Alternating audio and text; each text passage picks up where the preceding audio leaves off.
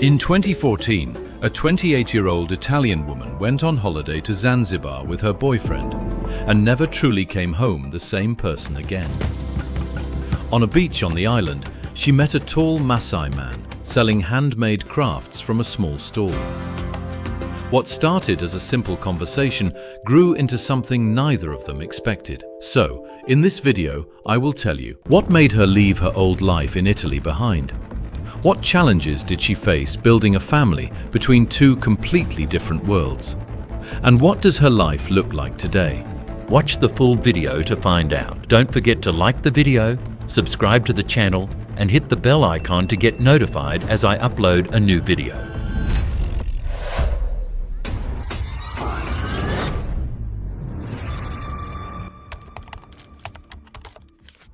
This is Cristina Pedrinzani, known online as Cristina, 28 years old at the time. She was born in 1986 in the province of Maasai, a small corner of northern Tuscany tucked between the Apuan Alps and the Mediterranean coast.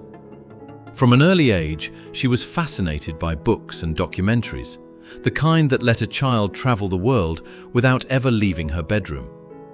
That early curiosity about faraway places never really left her. She studied at a Liceo Linguistico, a language-focused high school, and later found her way into fashion, working in a sartoria and eventually earning a diploma in fashion design. On the surface, Cristina had a fairly ordinary life in a quiet Tuscan town. But underneath, she carried the same restlessness she'd had since childhood, a pull toward the world beyond the mountains and the sea she'd grown up between. Then, in the summer of 2014, Cristina traveled to Zanzibar, an island off the coast of Tanzania, for a week's holiday with her boyfriend at the time.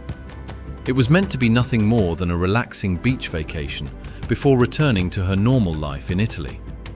Zanzibar has long been one of East Africa's most famous destinations, known for its white sand beaches, spice plantations, and centuries-old stone town. For decades, travelers from Europe have flocked there for the ocean, the history, and the slower pace of life. But like other parts of the Tanzanian and Kenyan coast, Zanzibar has also become known for something else: a steady stream of Maasai men who leave their home villages inland to find work on the beaches, selling handmade jewelry and crafts, or working as guides and entertainers for tourists. Reports and articles over the years have pointed to a wider pattern along this coastline, where foreign women, often older and from wealthier countries, form relationships with these young Maasai men. Some describe it as romance tourism. For young Maasai men themselves, these relationships can sometimes represent a rare path toward financial opportunity or a different kind of future. But Cristina's story, as it turned out, would take a very different shape from that pattern. While staying at her resort, Cristina noticed a Maasai man with a small stall on the beach, selling handmade jewelry and crafts. His name was Moses, full name Moses Rosaro Kea. Unlike many of the men working the beach, Moses spoke English well, and the two fell into an easy conversation. It wasn't love at first sight in the dramatic sense. It started, simply, as a friendship. They talked for hours over the following days, and by the time Cristina's week in Zanzibar came to an end, something had shifted. Before flying home to Italy, she exchanged phone numbers with Moses, not entirely sure what, if anything, would come of it. Back in her hometown, life returned to normal, but Moses started writing to her. The conversations continued, and the connection that had started on the beach kept growing, even with an ocean and an entire continent between them. About a month later, Cristina booked another ticket back to Zanzibar. This time, it wasn't just a holiday. She wanted to see whether what she'd felt was real. It was. And so she kept returning, again and again, each trip pulling her further into a world completely unlike the one she'd grown up in.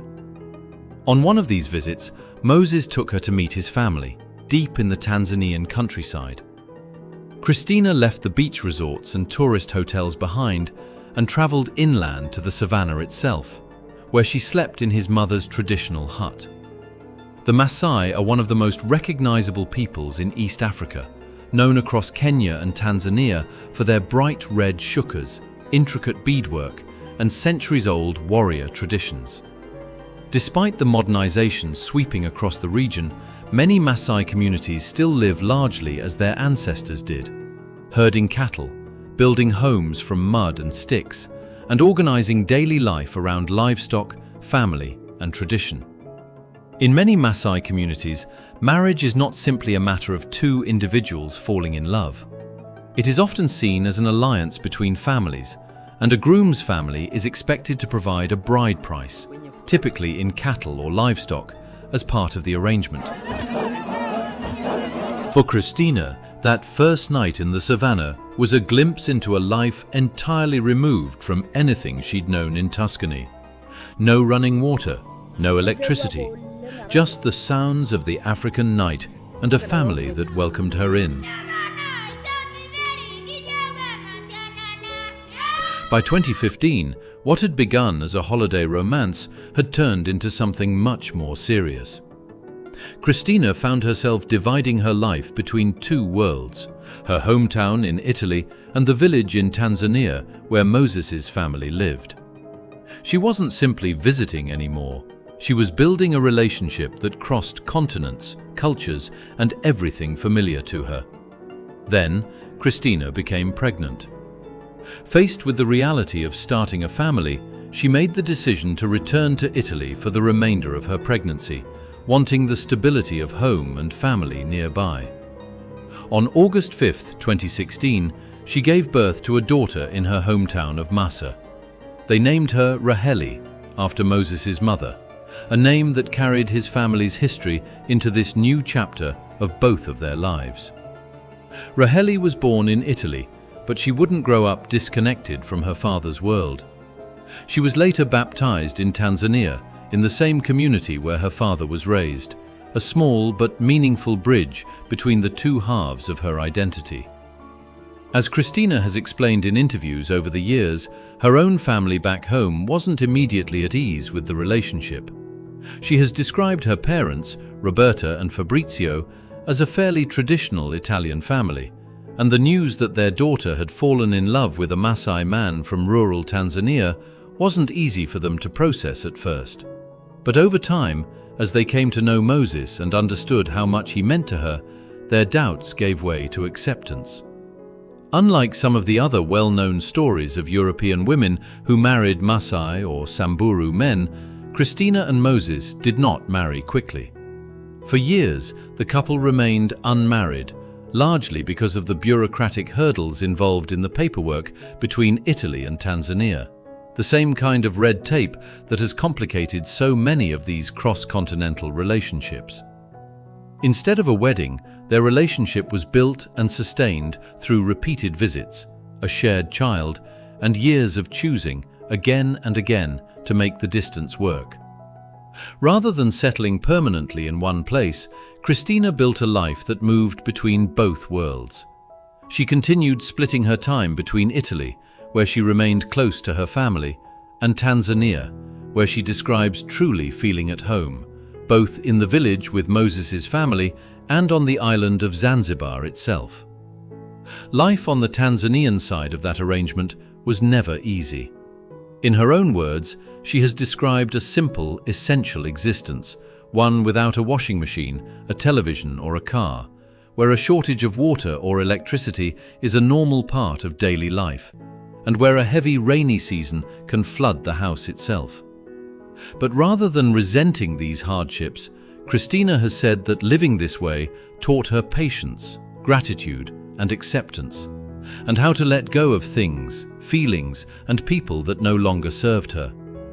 Over time, Cristina turned her experience into something bigger than her own personal story.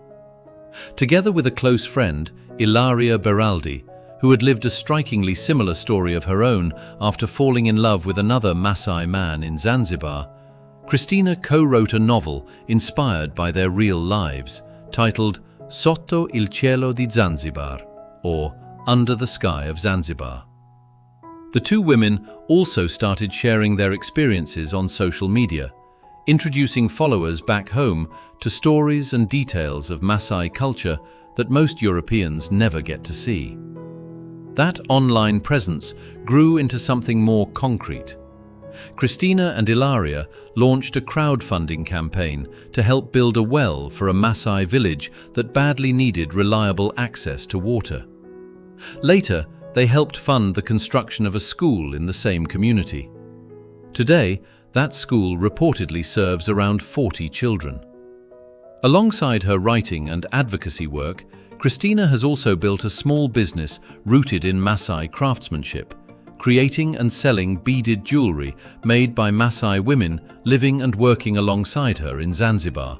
Work that provides both income for the women involved and a way to keep Maasai artistry visible to a wider audience. Today, Cristina continues to describe herself as a mother, a writer, a fashion designer, and a content creator, using her platform to document daily life in Zanzibar and to share a window into Maasai and Swahili culture with people who would otherwise never encounter it. Her daughter, Raheli, has grown up moving between two languages and two very different family traditions: an Italian mother and a Maasai father, a Tuscan hometown and a village on the edge of the savannah. Looking back, Cristina has described what pulled her towards Zanzibar and Moses, not simply as romance, but as a kind of destiny. A feeling that the winding path her life took was leading her exactly where she was meant to be. It was an unlikely love story, one that began with a conversation at a beach stall and turned into a life split between a small town in Tuscany and a village on the edge of the Tanzanian savannah. Do you think Cristina made the right choice when she followed her heart to Zanzibar all those years ago? Share your thoughts in the comments below. And that's it. If you enjoyed this video and want to see more like it, be sure to leave a thumbs up in appreciation. And if you haven't already, make sure to subscribe to my channel and tap that bell icon so you get notified every time I upload a new video each week. See you in the next one.